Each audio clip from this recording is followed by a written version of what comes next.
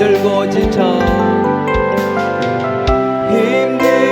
지쳐 낭만하고 넘어져 일어날 일 전혀 없을 때에 조용히 다가와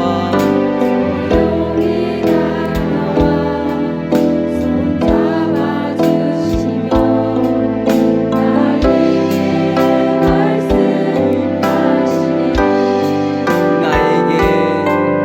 나에게 실망하며 내 자신 연약해 고통 속에 눈물 흘릴 때에 못자국 남긴 손길 눈물 닦아주시며 나에게 말씀하시네.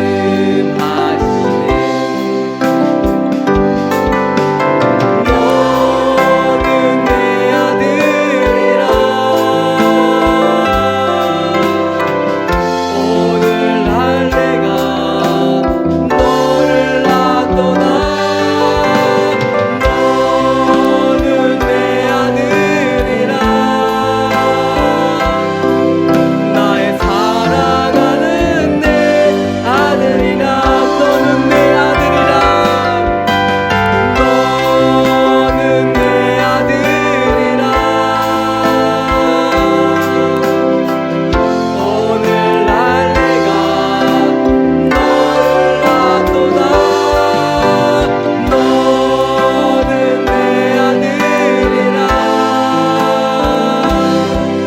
나의 사랑하는 내 아들이라. 우리 한 번 더. 너는 내 아들이라. 너는 내 아들이라.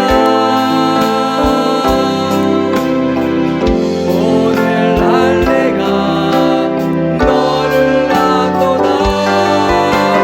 너는 내 아들이라. 나의 사랑하는 내 아들이라. 우리 잘 기도하면 듣겠습니다. 하나님, 이 시간 내가 나왔습니다. 이 시간 무릎 꿇습니다. 하나님, 예배가 내 임자해 주셔서 내 말을 만져달라고, 예배가 이내가 내가 해달라고 이 시간 귀함을 듣게 기도합니다. 되겠습니다. 아버지 하나님 도와주셔서 이 시간 예배 가운데 회복되길 원합니다. 예배가 얼마나 중요한지 귀한 일 깨닫게 하여 주시고 아버지 사랑의 이름을 불러드리겠습니다. 사랑하는 내 딸이라 내 아들을 불러주셨습니다. 하나님, 이 시간 예배 가운데 선대하게 하여 주셔서 예배가 얼마나 귀한 일 깨닫게 하여 주셔서 주여 도와주셔서 아버지 사망이라 하여 주셔서 예배 사망이라 하여 주셔서 어떤 마음이 나왔을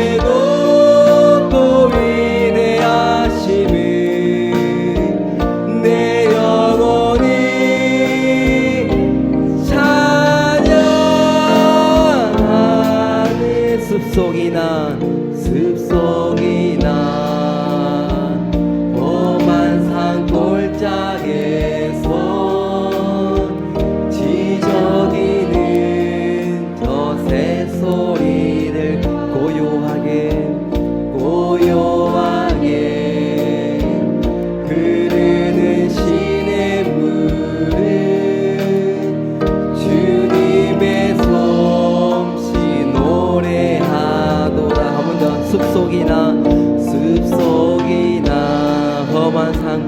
험한 산골 짝에서 지저귀는 저 새소리들과 고요하게 흐르는 시냇물은 주님의 솜씨 노래하도다. 주님의 높고 위대하심을 내 영혼이 찬양하네. 주님의 높고 위대하심을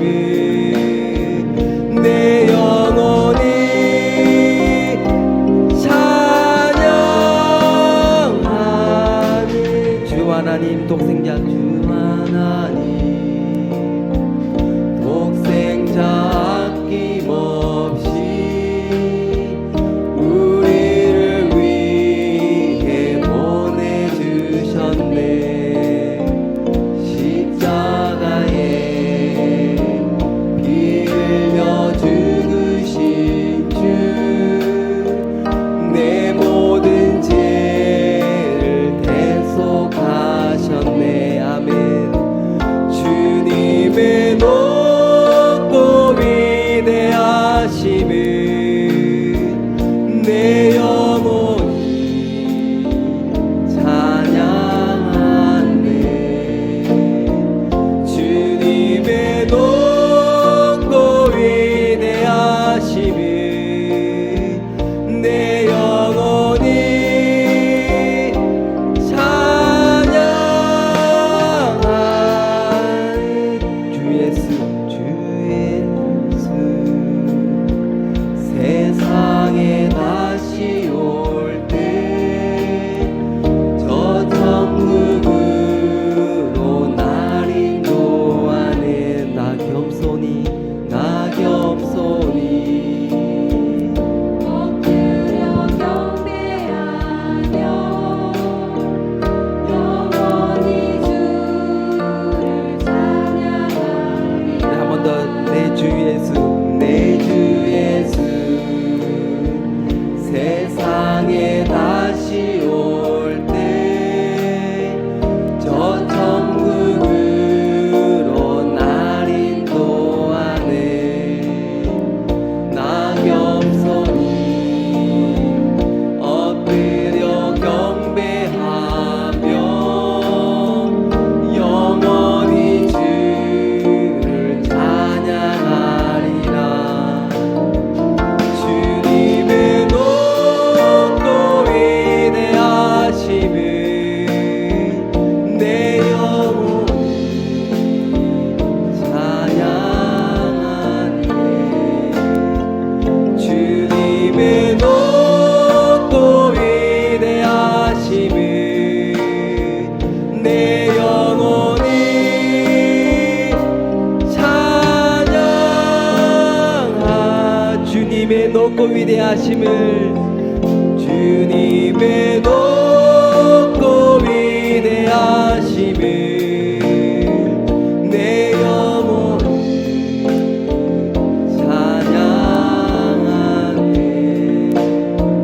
주님의 높고 위대하심을 내 영혼이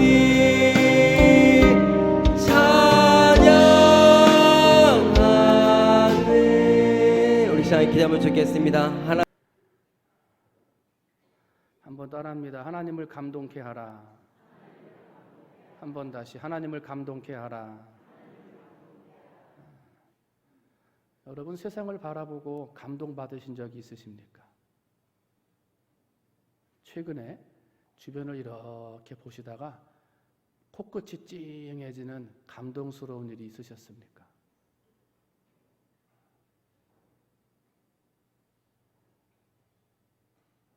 감동이라는 것은 인위적으로 감동을 줘야지 그렇게 해서 생기는 것이 아니라 자연적으로 생기는 것이 감동입니다. 그래서 우리 감동은 곧 하나님의 은혜입니다. 은혜. 똑같은 것을 봐도 어떤 사람은 감사하다 하고 코끝이 찡해지는데 어떤 사람은 똑같은 걸 봐도 감사가 없고 감동이 없어요. 그래서 감동하는 것도 하나님의 은혜예요. 여러분 하나님의 은혜로 감동에 충만하시기를 주님의 이름으로 축원을 드립니다. 세상을 보고 세상이 참 아름답다 할 때 봄, 여름, 가을, 겨울에 그런 꽃들이 피어나고 새들이 짖는 것 때문에 아름답기도 하지만 정말 우리의 마음에 감동을 주는 것은 세상의 아름다움, 그 보여지는 눈에 보여지는 것 때문에 보는 아름다움보다 감동을 주는 사람, 내게 감동을 주는 사람이 있는 세상을 만나면 이 세상이 참 아름답다 그렇게 돼요. 여러분이 만나는 세상, 여러분이 거하고 있는 직장, 여러분이 거하고 있는 가정에서 이 가정이 아름답고 직장이 아름답다 하려면 감동 주는 사람이 있어야 돼요. 감동을 주는 사람. 누군가 나에게 감동을 주는 사람이 있으면 그 집이 아름답고요. 그 직장이 아름다워지는 거예요. 여러분 감동을 줌으로 여러분 주변을 아름답게 하는 성도들이 되시기를 주님의 이름으로 축원을 드립니다. 어제는 어떤 분이 한 분 찾아오셔가지고 목사님 내가 이제 목사님 하시는 일 열심히 잘 도와드릴게요 하고 얘기를 해주시고 가시는데 그냥 열심히 도와주는 거 목회자 열심히 안 도와주시는 분이 어디 있어요? 다 열심히 도와주신다 그러지. 그런데 찾아와서 한마디지만 말씀을 해주시고 가니까 목회자에겐 그런 말들이 감동이죠. 감동이에요. 감동이 있는 삶이 행복한 삶이에요. 어떤 사람은 냉수 한 그릇을 가지고도 감동해요. 그죠? 근데 어떤 사람은 금 한 덩어리를 갖다 줘도 감동이 없어요.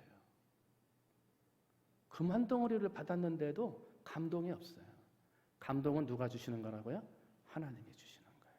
그래서 냉수 한 그릇을 보고도 하나님의 은혜를 생각하면 감동이 오는 거고요. 금덩어리 하나를 받고도 감동이 떨어진 사람은 은혜가 없는 거예요. 은혜가 떨어진 사람은 감동이 없는 거예요. 때문에 오늘 우리는 감동하는 마음을 가지고 살아야 돼요.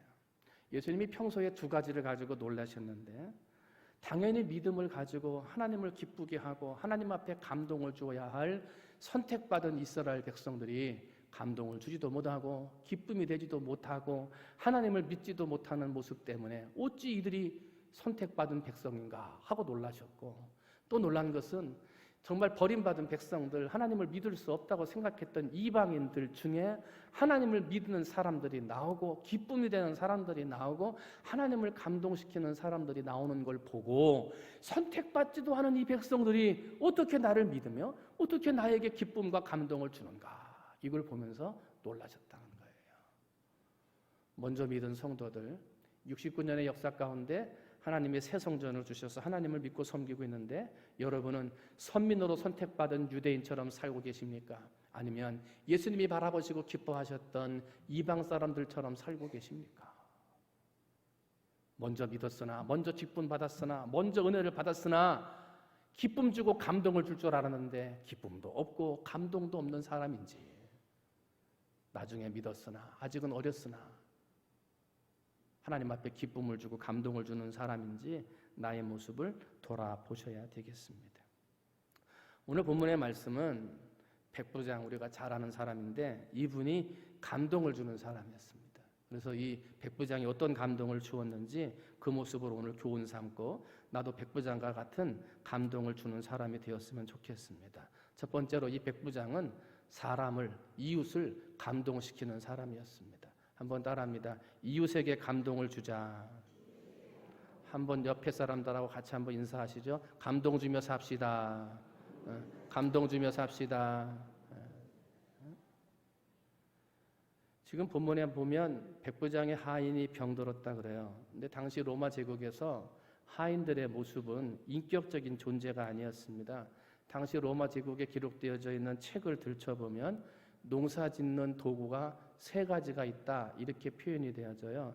첫 번째는 말을 하는 도구, 말하는 도구. 그래서 종과 노예예요.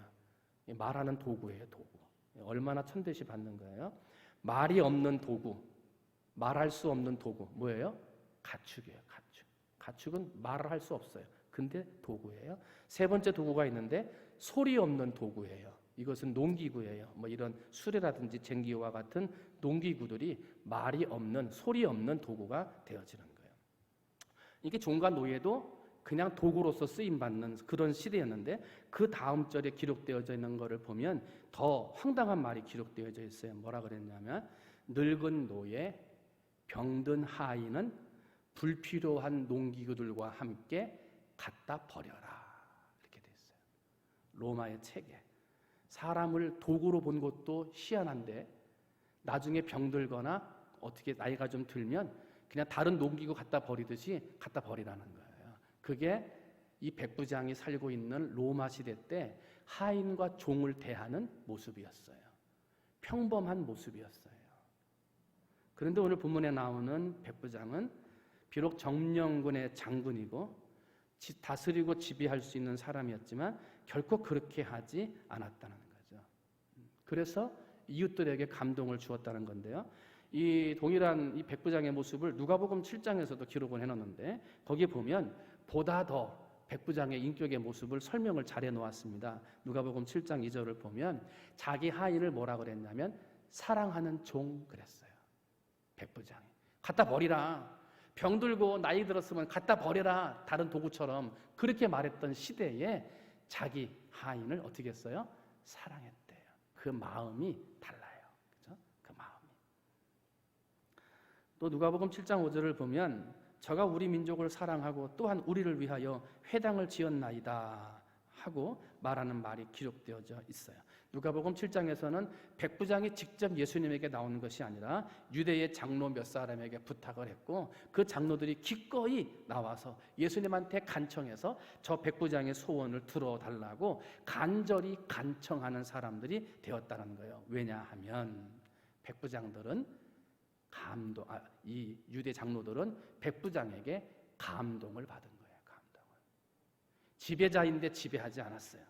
다스릴 수 있었는데 다스리지 않았어요. 늙고 병들면 버릴 수 있었는데 버리지 않고 사랑했어요. 더군다나 자신들이 다스리는 유대인들의 정신을 모아주기 위해서 회당까지 지어주는 일까지 해왔기 때문에 유대 장로들은 그 백부장을 보고 마음에 감동을 받았다는 거예요. 사랑하는 성도 여러분, 오늘 우리의 삶이 사람들에게 감동이 되어지시기를 주님의 이름으로 축원을 드립니다. 마태복음 22장을 보면 37절부터 40절에 예수께서 이르시되 내 마음을 다하고 목숨을 다하고 뜻을 다하고 주 너의 하나님을 사랑하라 하셨으니 이것이 크고 첫째 되는 계명이요 둘째도 그와 같으니 내 이웃을 내 자신과 같이 사랑하라 하셨으니 이 두 계명이 온 율법과 선지자의 강령이니라. 그래요. 여기에서 하나님이 마음을 다하고 목숨을 다하고 뜻을 다해서 해야 할 일이 뭐냐면 하나님을 사랑하라는 거예요. 그런데 하나님을 사랑하는데 그 사랑하는 만큼 누구를 사랑하라? 내 이웃을 사랑하라는 거죠.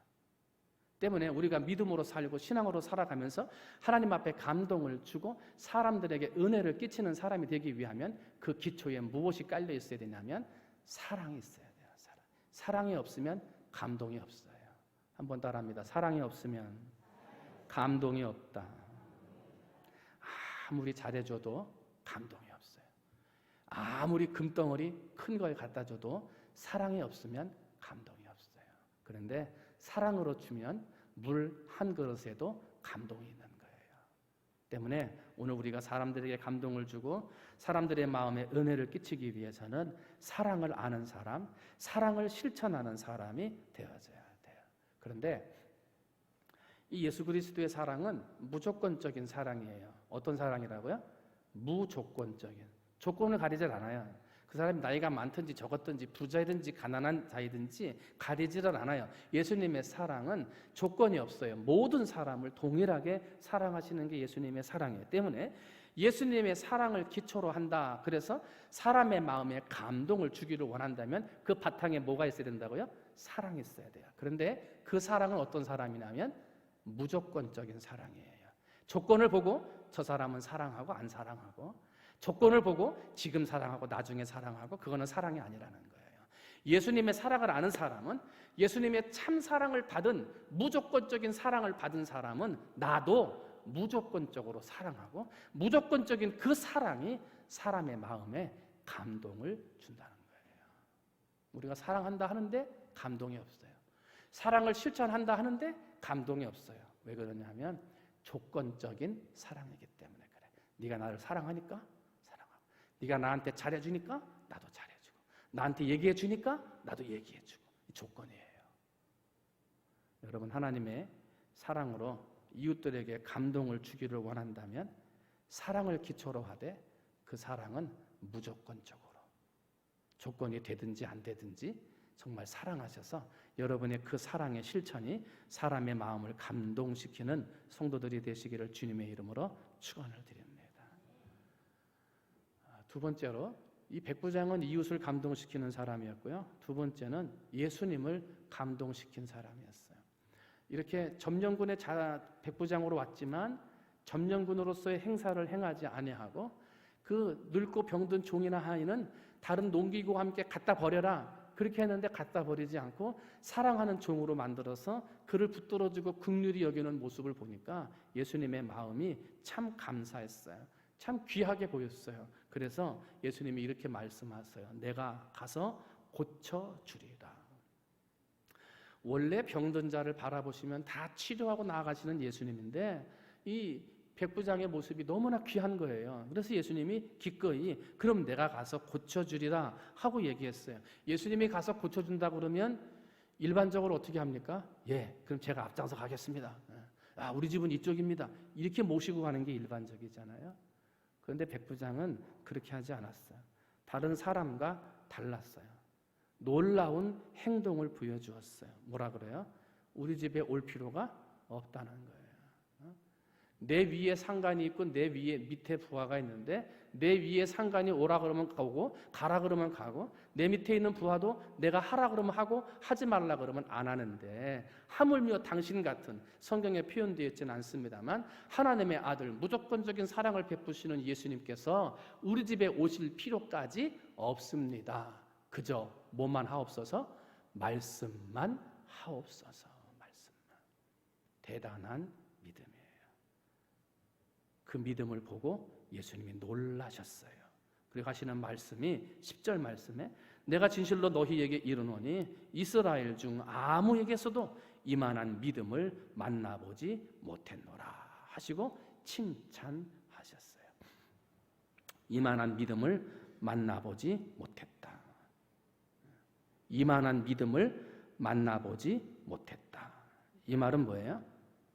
이만한 믿음을 보기를 원했는데 그동안 봤어요? 못 봤어요? 못 봤어요. 예수님으로부터 하나님으로부터 선택받은 선민 이스라엘이라고 하는, 하나님을 잘 믿고 구원받아 사람들과 하나님 앞에 감동을 주어야 하는 사람들을 하나님 예수님이 찾으셨습니다만 있어요? 없어요? 없었다는 거예요. 이만한 감동을 주는 사람, 이만한 칭찬을 받을 만한 사람, 이만한 일을 보여주는 사람을 찾았는데 그동안 못 봤다는 거예요. 그런데 드디어 오늘 봤는데 그게 이스라엘 사람이 아니고 이방인이었다는 거예요. 여기에 예수님은 놀라세요. 그리고 마음에 감동을 받으세요. 지금 유대인들은 하나님을 섬기고 예수님을 따라가기는커녕 어떻게든지 예수님한테 시비 걸려고 그러고 예수님한테 꼬투리를 걸어가지고 잡아 죽이려고 하는 사람들이 몰려다녔어요. 조금만 먹을 것이 생길 것 같으면 예수님 주변에 몰려들어서 왕을 세우려고 하다가도 예수님으로 인해서 손해가 볼 것 같다라고 하는 생각이 들면 다 도망가 버렸어요. 이만한 믿음이 없었어요. 이만한 감동을 주는 사람을 찾으셨으나 찾지를 못했던 거예요. 그래서 안타까움을 갖고 있던 예수님이 이만한 믿음을 보니까, 이런 칭찬할 만한 사람을 보니까 깜짝 놀라시고 그 마음에 감동을 받으셨다는 거예요. 여러분, 하나님의 마음을 감동시키는 믿음의 사람들이 되시기를 주님의 이름으로 축원을 드립니다. 하나님의 마음의 감동은 평범하지 않아요. 다른 사람과 달라요. 하나님을 감동시키고 예수님을 감동시켜서 하나님이 찾으시는 이만한 믿음, 하나님이 찾으시는 이만한 칭찬, 내 사람들이 다 되시기를 주님의 이름으로 축원을 드립니다. 이 믿음에 대한 이야기를 할 때 우리가 잘 아는 유명한 예화가 있어요. 어느 교회가 개척을 했는데 그 교회가 잘 되는 거예요. 근데 2층에 있었어요. 근데 그 아래층에는 술집이 있었어요. 가지고 금요일날이나 수요일날 저녁에 예배를 드리려고 막 박수를 치고 찬양을 하면요, 밑에 술집에서 찬양 소리가 들리니까 자기들 말로는 은혜가 없잖아요. 술집에 사는 사람들이 볼 때는 찬송가 소리가 들리니까 은혜가 없거든. 그러니까 밑에 있는 반주 소리를 더 크게 틀고 막 가라오케 노래 소리를 더 크게 해가지고 누가 소리가 큰지 막 싸우니까 교회 안에서도 예배드리기가 불편한 거예요. 막 술소리 노래 소리 나고 반주 소리 나고 막 이러니까. 그러니까 그날부터 교인들이 기도했다는 거 아니에요. 하나님, 저 아래층 술집이 망하게 해주세요. 망하게 해주세요. 그래서 계단으로 올라갈 때마다 1층 바라보면서 이 술집 망하게 해달라고 그러고, 교회 안에서도 망하게 해달라고 기도하고, 내려가면서도 술집 보면서 이 술집 망하게 해달라고 기도한 거예요. 한번 따라합니다. 우리 좌우에 계신 분하고 인사하죠. 이 술집이 망하게 해주세요. 좌우에 계신 분하고 인사하세요. 그래도 고기 안 드시는 분 있으면 쿡 한번 찌르세요. 그래가지고 다녔는데 불이 난 거예요. 불이 났는데 희한하게도 1층 술집만 싹 타고 2층은 하나도 안 탔어요. 술집이 쫄딱 망했네. 가지고 술집 사람이 가만히 생각을 해봤더니 평소에 교회에서 자기 술집 망하라고 사람들이 오르내리면서 막 기도하는 걸 들었기 때문에 가서 법원에다가 고소를 한 겁니다.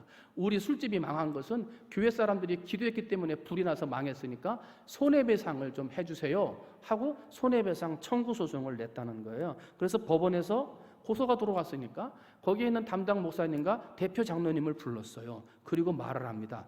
지금 이 사람이 교회에서 기도를 해가지고 이 풀집이 불이 나가지고 망했다고 하는데 손해배상 청구했는데 어떻게 생각하십니까? 하고 물었어요. 그리고 당신들 정말 이 술집이 망하라고 기도한 것이 맞습니까? 하고 물어요. 그랬더니 목사님이 하는 말이 기도한 것은 맞지요.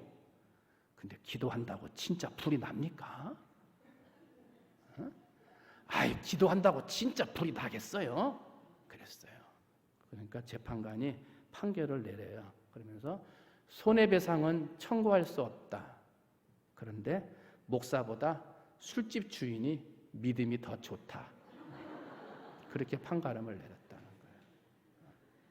기도해놓고 못 믿어요. 이만한 믿음을 볼 수 없어요.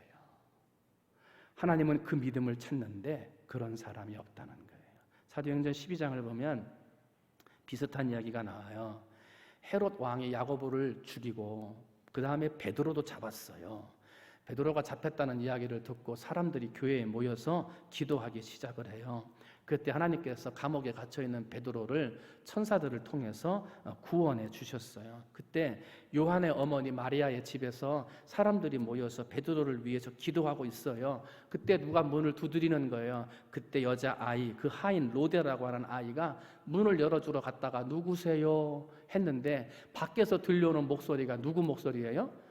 베드로의 목소리라. 문을 열어주는 것도 잊어버리고 그냥 급한 마음에 달려들어가서 베드로 선생님이 문 밖에 와 계시다고 그렇게 얘기를 해요. 그랬더니 베드로를 위해서 기도하고 있었던 그 안에 여전도의 회원들이겠지, 모여가지고 같이 기도했던 여자분들이 너 미쳤냐? 베드로는 지금 감옥에 있는데 무슨 베드로가 왔다 그래? 하고 그래요. 그랬더니 로데라고 하는 아이가 아닙니다. 분명히 밖에 와 있습니다. 그랬더니 베드로 풀어달라고 기도하는 그 사람들이 또 한마디 하는데 뭐라 그랬냐면 그러면 천사가 왔는가 보다. 그래요. 천사가. 무엇을 위해 기도합니까? 베드로를 풀어달라고 기도해요. 그런데 막상 응답해 주니까 믿지를 못해요. 감동이 없는 거죠. 하나님이 찾으시는 믿음이 없는 거예요. 오히려 믿지 않는 사람들이 더 믿음이 있어요. 교회 앞을 지나갈 때 조심하고요. 괜히 교회 사람들 건드리지 않으려고 그러고요. 괜히 교회 일하고 엉키지 않으려고 그래요. 왜? 괜히 교회 일 잘못했다가 하나님한테 벌 받으면 안 된다는 거예요. 그런데 그만한 믿음이 교회 다니는 사람한테 없어요. 하나님의 교회를 막해요. 드나드는데 조금 더 거룩함을 느끼지 못해요. 하나님의 교회 안에서 예배드린다고 하는데 조금 더 두려워하거나 떨리는 마음이 사라져 버렸어요. 세상에 믿지 않는 사람들보다도 교회 안에 다니는 성도들이 더 하나님의 거룩함을 회하고 하나님의 성결성을 회하면서 살아간다는 거예요. 왜 그래요? 그만한 믿음이 없어요. 감동받는 신앙이 없는 거예요. 어떤 선교사님이 중국에 가서 복음을 전하는데 갑자기 중국의 이름 모를 전염병이 돌아서 수많은 사람들이 죽어가고 있는 거예요. 자기가 의사인지라 그것을 고쳐보려고 노력을 했지만 이게 무슨 원인 때문에 생기는지 알 수가 없어요. 자기가 살고 있는 미국으로 이 병을 갖다 주면 미국 사람들은 고칠 수 있을 텐데 하는 생각이 들어요. 그래서 사람 몸에 있는 병원균을 잘 이렇게 채집을 해가지고 그걸 가지고 자기 고향 샌프란시스코로 돌아가게 돼요. 그리고 이 병원균에 대한 약을 만들어서 중국으로 돌아가려고 해요. 그런데 샌프란시스코 항구에 도착하려고 하는데 검역관들이 검역을 하는데 지금 여기저기서 전염병들이 생긴다고 그러니까 막 몸하고 짐들을 다 이렇게 검사해가지고 약을 뿌려가지고 다 죽이는 거예요.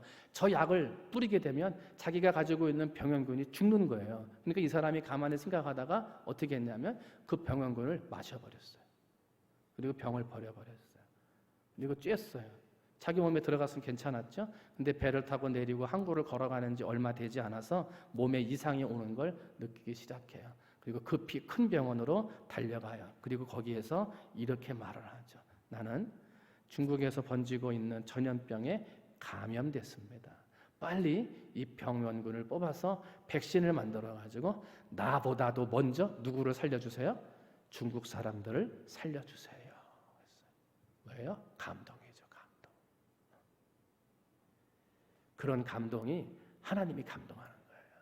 그런 마음과 삶에 사람이 감동하고 하나님이 감동하는 거예요. 하나님이 찾으시는 이만한 믿음의 사람인 거예요. 여러분, 사람도 감동시키고 하나님도 감동시키는 하나님이 찾으시는 이만한 믿음의 사람들이 다 되시기를 주님의 이름으로 축원을 드립니다. 마지막 결론입니다. 사람을 감동시키고 하나님을 감동시켰더니 예수님께서 뭐라고 말씀하시냐면 오늘 13절 말씀 봤더니 가라 내 믿은 대로 될지어다 그랬습니다. 한번 따라합니다. 가라 내 믿은 대로 될지어다.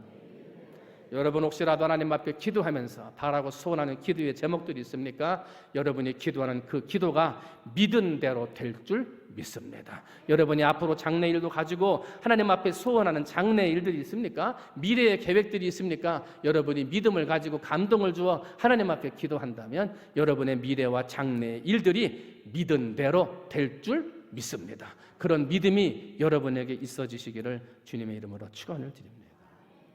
오늘 백부장은 멀리 떨어져 있어도 말씀만 하시면 낫겠습니다 라고 믿었습니다. 말씀만 하셔도 내 하인의 병이 고쳐지겠습니다 하고 믿었습니다. 결국은 어떻게 됐습니까? 그 믿은 대로 고쳐졌습니다. 그래서 믿음이 중요한 것이고 하나님이 찾으시는 믿음의 사람이 복받는 사람이 되는 것입니다. 성경을 보면 이와 비슷한 감동적인 일들이 여러 군데 기록되어져 있습니다. 마태복음 26장 7절을 보면 옥합을 깨트린 마리아의 이야기가 있습니다. 일평생 멸시 속에서 살던 여인이 유일한 희망인 자신의 돈을 가지고 옥합을 깨트려 주님의 발에 부었던 사건입니다. 그 사건을 통해서 예수님이 감동을 받았습니다. 영생의 축복을 받게 했고요. 부활의 첫 소식을 알리는 주인공이 되게 하셨습니다. 열왕기상 17장을 보게 되면 엘리야를 공개한 사르밧 과부의 이야기가 나옵니다. 가뭄으로 인해서 국심한 굶주림 속에 이제 남은 것만 먹고 죽으려고 할 때 사르밧 과부는 마지막 남은 떡과 기름을 엘리야를 공개하는데 사용합니다. 자신과 아들의 생명으로 하나님의 사자를 보살펴 주었던 겁니다. 그랬더니 누가 감동하셨어요? 하나님이 감동하십니다. 기적이 일어났습니다. 가뭄이 그치고 비가 지면에 내리는 날까지 통의 가루와 병의 기름이 끊어지지 않았습니다. 하나님의 감동케 하니까 기적이 임한 거예요. 마태복음 9장 20절로 보게 되면 12해를 혈루증으로 앓는 여인의 이야기가 기록되어 있습니다. 죽음과 두려움과 공포 속에서 누구도 도와주지 못하는 질병의 아픔 속에서 고통 가운데 살던 여인, 한 번도 예수님을 본 적도 없는 여인이었습니다만 그 마음에 그 옷깃에 손만 대도 나으리라는 믿음이 생겼습니다. 그리고 예수님이 지나갈 때 그 뒤에서 그 옷자락을 만지는 순간 그의 병은 깨끗이 나아지게 되었습니다. 그리고 예수님이 말씀하시죠. 누가 내 옷에 손을 대었느냐. 손만 대도 고쳐진다. 감동이죠, 감동. 오늘 우리의 삶에 기적이 일어나고 하나님의 축복이 일어나는 건 감동의 일 뒤에 일어나는 거예요. 이만한 믿음을 찾지 못하는 감동, 이만한 축복을 찾지 못하는 축복의 사건 뒤에는 다 감동의 일들이 쓰여져 있어요. 바라기는 오늘 이 시간 머리 숙인 우리 사랑하는 성도들이 사람을 감동시키고 하나님을 감동시키는 분들이 되시기를 주님의 이름으로 축원을 드립니다. 감동이 있는 곳에는 역사가 있습니다. 감동이 있는 곳에는 기적이 있습니다. 감동이 있는 곳에는 반드시 하나님의 축복이 예비되어져 있습니다. 바라기는 이제부터 일주일 동안 살아가시는 동안에 이만한 믿음을 찾고 계시는 하나님 앞에 보여줄 만한 사람을 감동시키고 하나님을 감동시키는 삶을 사셔서 감동 뒤에 주시는 내 믿은 대로 될지어다 약속해 주시고 고쳐주시고 축복해 주시는 하나님의 놀라운 은혜를 경험하는 우리 사랑하는 성도들이 되시기를 주님의 이름으로 축원을 드립니다. 할렐루야. 기도하시겠습니다.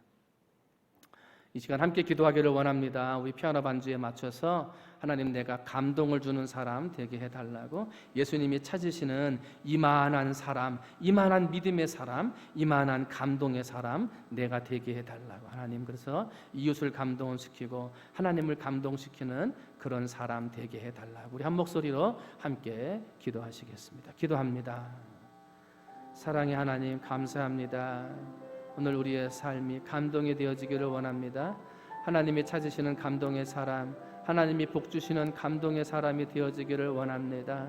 주여, 내 삶을 붙드시고 내 삶 가운데 하나님의 은혜를 주셔서 이웃을 감동시키고 하나님을 감동시켜 아버지, 내 믿음대로 될지어다 축복의 말을 들으며 아버지, 살아나가는 우리 성도들 되도록 은혜 내려 주시옵소서. 아버지 하나님, 그러므로 하나님 앞에 감동되는 말, 감동되는 삶, 감동되는 그러한 아버지 일들을 감당하게 하셔서 우리 사랑하는 성도들의 삶이 하나님 주시는 아름다운 아버지 축복의 삶을 살아가는 성도들 되도록 하나님 아버지 역사해 주시옵소서. 이 시간도 하나님께서 은혜 주시고 복 주시옵소서. 하나님의 은혜로 역사하여 주시옵소서.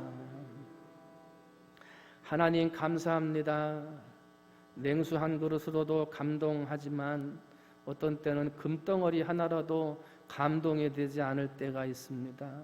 감동은 하나님이 주시는 은혜입니다. 주여, 이 시간 하나님은 사람을 감동시키는 사람, 하나님을 감동시키는 사람을 찾고 계십니다. 이만한 믿음의 사람, 이만한 감동의 사람을 찾고 계시는데 그런 사람을 보지 못했다 말씀하십니다. 주여, 오늘 예배드리는 충무중앙의 성도들이 하나님이 찾으시는 감동의 사람, 믿음의 사람 되게 해 주시옵소서. 그래서 이웃을 감동시키고 하나님을 감동시켜 아버지 감동 뒤에 주시는 내 믿은 대로 될지어다 축복의 말씀을 들을 수 있는 성도들 되게 하여 주시옵소서. 그래서 우리 충무중앙교회 성도들은 어느 자리 어느 곳에 있든지 사람과 하나님 앞에 감동되는 삶으로 복받아 하나님 앞에 영광 돌리는 우리 성도들 되도록 하나님 아버지 축복해 주시옵소서. 모든 말씀 사랑이 많으신 예수님의 이름으로 감사하며 간절히 기도하옵나이다. 아멘. 할렐루야. 아멘.